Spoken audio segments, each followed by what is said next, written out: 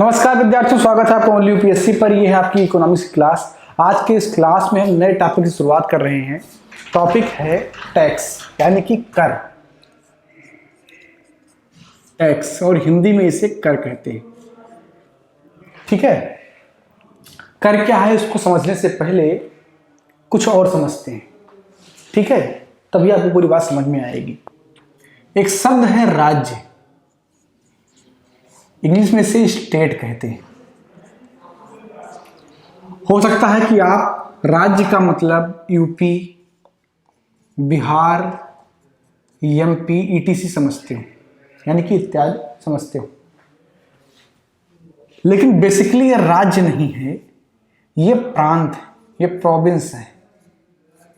हमारे यहाँ रिवायत है कि प्रांतों को राज्य कहा जाता है। स्टेट किसी को कहने के लिए उसके अंदर 4 लक्षण होने चाहिए। पहला, परिभाषित भूगोल।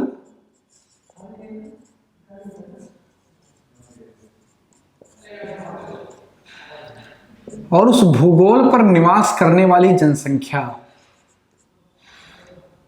और उस जनसंख्या का प्रशासन चलाने के लिए सरकार। और जो सरकार की प्रकृति हो कैसी होनी चाहिए? संप्रभु, सॉवरेन। संप्रभुता का मतलब होता है कि उससे ऊपर कोई ना हो, यानी कि भारत सरकार को ऑर्डर देने वाला कोई नहीं है। ठीक है, इसका ये कतई मतलब नहीं है कि वो निरंकुश है, सुप्रीम कोर्ट है उसको गाइडलाइन दे सकता है, लेकिन एक नियम कानून से परे जिसके लिए वो रिस्पॉन्सिबल नहीं है, वो कोई उसको ऑर्डर नहीं दे सकता है। अमेरिका नहीं कह सकता है कि भारत तुमको ये करना है, या पाकिस्तान नहीं कह सकता है, क्योंकि भारत एक संप्रभु देश है। तो स्टेट की परिभाषा क्या है कि उसका एक परिभाषित भूगोल होना चाहिए। आप चंद्रमा या मंगल ग्रह को स्टेट नहीं कह सकते हैं, वहां भी तो जमीन है, उसका भी एक मैप होगा।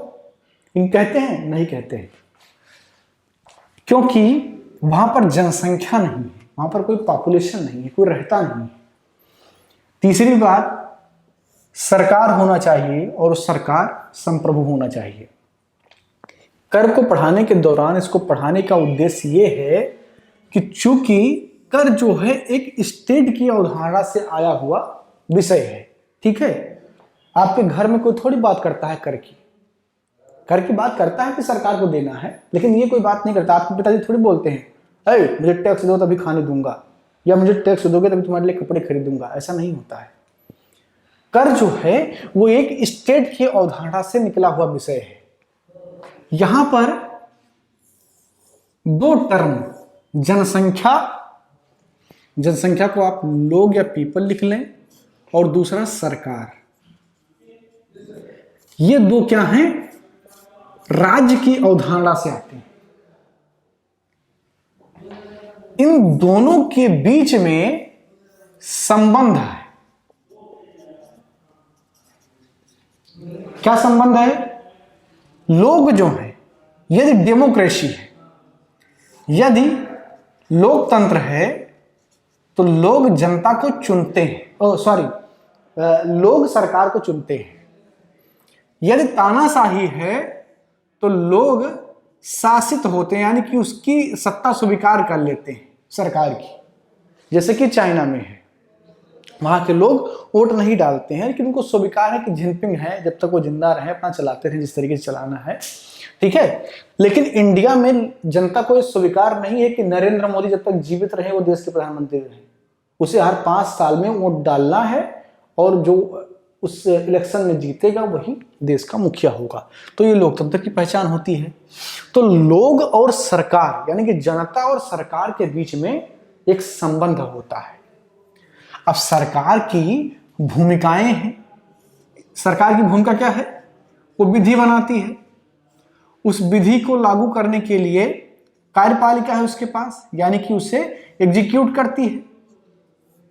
और इसके अलावा, ठीक है, ये तो हो गए कि विधि बनाना और उस विधि को लागू करना।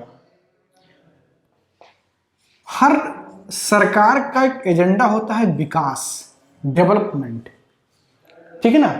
डेवलपमेंट करने के लिए धन की आवश्यकता होती है, बहुत नॉर्मल सी बात है, आप इसे समझ सकते हैं। अगर आप भी अपना घर बनवाते हैं तो आपको पैसे चाहिए होते हैं, सीमेंट खरीदना है, सरिया खरीदना है, ईंट खरीदना है, तो उसके लिए पैसे की जरूरत होती है। सरकार के पास धन कहां कहां से आ सकता है? तो पहला तो यह हो सकता है कि उसे अनुदान मिल जाए कहीं से, है कि नहीं है? बहुत नॉर्मल सी बात समझ सकते हैं आप, कि कोई चंदा दे दे, अनुदान दे दे। दूसरा है कि सरकार स्वयं व्यापार करे, जैसे गवर्नमेंट कंपनीज होती हैं, ठीक है, या कोई गवर्नमेंट फर्म होती है जिससे जो है काम करे। तीसरा जो है, सरकार ऋण ले ले, यानी कि कर्ज ले ले, ये सब उसके धन के स्रोत हैं। इसके अलावा जो एक स्रोत है वो है कर, टैक्स, और ये सबसे बड़ा स्रोत होता है, ये सबसे बड़ा स्रोत होता है। जोड़ दिया ना आपके विषय से, यही आपको पढ़ना है।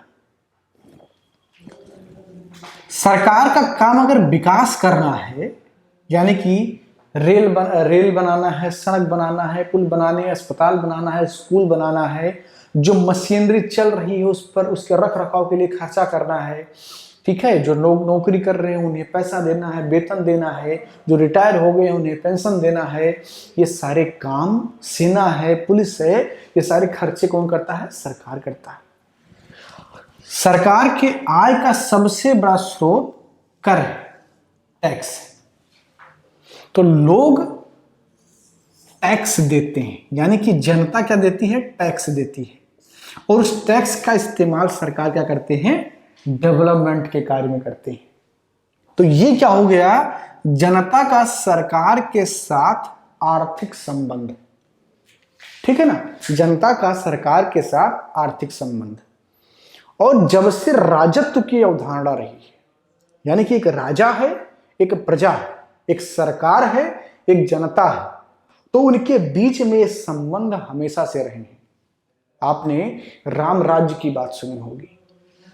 राम राज्य में ऐसा कहा जाता है कि कर ऐसे लो जैसे सूर्य लेता है। राम सूर्यवंशी थे। सूर्यवंशी कैसे कर लेते हैं? सूर्य आपसे कैसे कर लेता है?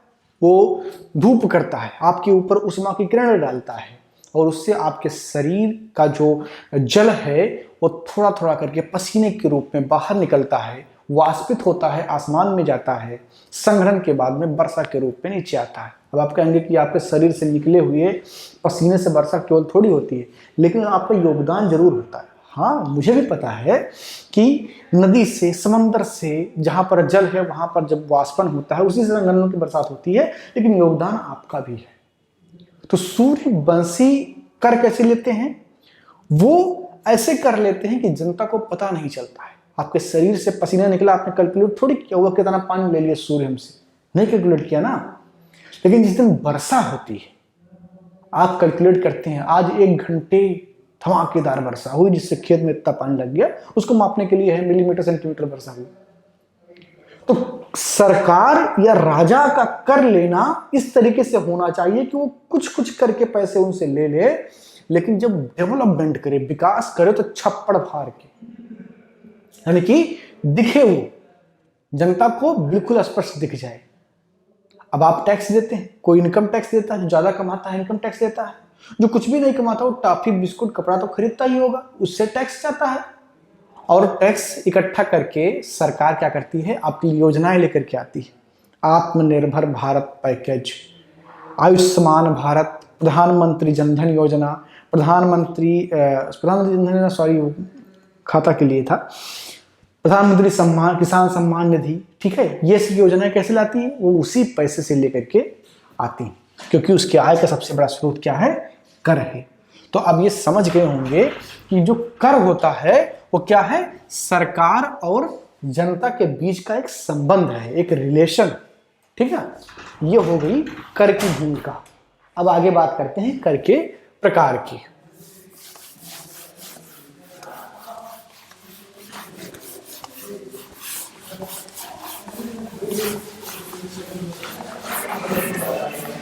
कर जो है वो दो प्रकार का बेसिकली होता है।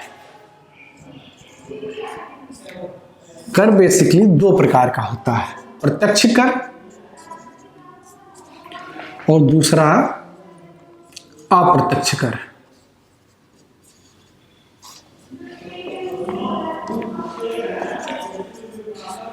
ठीक ना। अब इसकी विस्तृत व्याख्या आपको समझनी है, इस क्लास में वो संभव नहीं है। बस थोड़ा सा परिचय आपको देता हूं प्रत्यक्ष कर और अप्रत्यक्ष कर का, फिर अगली क्लास में इस पर विस्तृत बात करेंगे कि कौन कौन से कर इस श्रेणी में आते हैं। प्रत्यक्ष कर वह कर होते हैं जो करदाता के ऊपर सीधे प्रभाव डालते हैं। प्रत्यक्ष कर वह कर होते हैं जो करदाता के ऊपर सीधे प्रभाव डालते हैं। अप्रत्यक्ष कर वह कर होते हैं जो करदाता के ऊपर सीधे प्रभाव ना डाल करके उस व्यक्ति के ऊपर, उस संस्था के ऊपर प्रभाव डालते हैं जो उन्हें सुविधाएं प्रदान करते हैं या उनके लिए वस्तुएं उपलब्ध करवाते हैं। आपको लगा होगा कि ये कौन सा दर्शन शास्त्र बता रहे हैं, समझ में नहीं आया होगा। आसान भाषा में उदाहरण से समझाता हूं। प्रत्यक्ष कर में आता है आपका आयकर, जिसे आप इनकम टैक्स कहते हैं। इनकम टैक्स कहते हैं, ठीक ना। प्रत्यक्ष कर या इनकम टैक्स। इनकम टैक्स क्या होता है कि आपके इनकम पर लगने वाला टैक्स, यानी कि आप जो कमा रहे हैं, एक फाइनेंशियल ईयर में जो आप कमा रहे हैं, एक वित्त वर्ष में जो आप कमा रहे हैं, उस पर सरकार टैक्स लेती है कि आप इतना पैसा हमें दे दीजिए क्योंकि आपके लिए बहुत सारी सुविधाएं कर रहे हैं। ठीक। अप्रत्यक्ष कर वो कर होता है जो आपको पता नहीं चलता है, जैसे बिक्री कर, ठीक है ना। बिक्री कर एग्जाम्पल से आप समझिए कि आप कोई टॉफी खरीदने जा रहे हैं तो इसमें भी आप टैक्स दे रहे होते हैं सरकार को। लेकिन क्या कभी आपने अखबार में पढ़ा, किसी किताब में पढ़ा कि सरकार ने टॉफी पर इतना कर बढ़ाया? नहीं। जबकि टॉफी पर कर लग रहा है, तो ऐसा नहीं कि सरकार कर ले रही है, लेकिन वो टॉफी बनाने वाला जो निर्माता है उसी से टैक्स ले लेती है और वो निर्माता उस पैसे को ऐड कर देता है। मान लीजिए कि वो टॉफी 50 पैसे में बना लिया था तो और 40 पैसे सरकार ने टैक्स ले लिया, तो कितने का हो गया? 90 पैसे का हो गया। और 10 पैसा जो बेचने वाला है वो ले लिया, तो 1 रुपए का आपका टॉफी बन गया। तो आप समझ रहे हैं ना कि जब आप 1 रुपए का टॉफी ले रहे होते हैं तो आप उसमें कुछ मात्रा टैक्स का भी दे रहे होते हैं, जो पहले से ही सरकार ने उस कंपनी से ले रखा है। आपको पता नहीं चलता कि आपने टैक्स दे दिया। तो जब आपको पता ना चले कि आपने टैक्स दिया है, आप टैक्स दे दें, तो उसे अप्रत्यक्ष कर या इनडायरेक्ट टैक्स कहते हैं। और जब आपको पता चले, यानी कि आप कमाए थे साल में 5 लाख रुपए और उस पर मोदी जी ने जोड़ गांठ के पैसा ले लिया, ठीक है, कि हम इतना इनकम टैक्स ले रहे हैं, तो आपके खाते से उतना पैसा कट गया। शाम को बैठ गए टेंशन में कि सरकार तो कुछ कर नहीं रही और पैसा हमसे अलग से ले रही है। तो आपको पता चल रहा है कि मोदी ने आपसे ही टैक्स लिया है, तो वो डायरेक्ट टैक्स हो गया जो आपको सीधे प्रभावित कर रहा है जब आपसे वो लिया गया, ठीक है ना।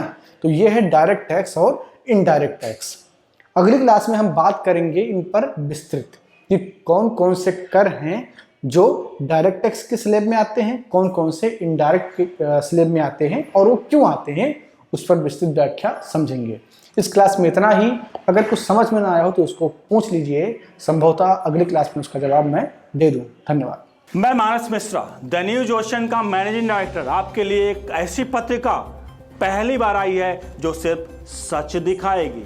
कृषि कानूनों पर मचा है घमासान, हो रही हैं मनगढ़ंत बातें। मैं अंकित मिश्रा, पढ़िए मेरा आर्टिकल इस मैगजीन में फैक्ट के साथ। यूपीएससी के एस्पायरेंट समझे हर मुद्दों को गहराई में जाकर के। इस नए लेख में आपको मिलेगा नए संसद भवन के निर्माण से संबंधित सारी जानकारी। मैं विशाल यादव, अब तक आप लोगों ने हमें टीवी पे देखा, लेकिन अब हमारे लेख आपको दिखेंगे इस मैगजीन में। मैं Ranjit Prasad, reporter the news ocean. हम आपको दिखाएंगे किसान आंदोलन के बीच में जिहादी कांड। सब्सक्राइब करें द न्यूज ओशियन, खबरों का समंदर।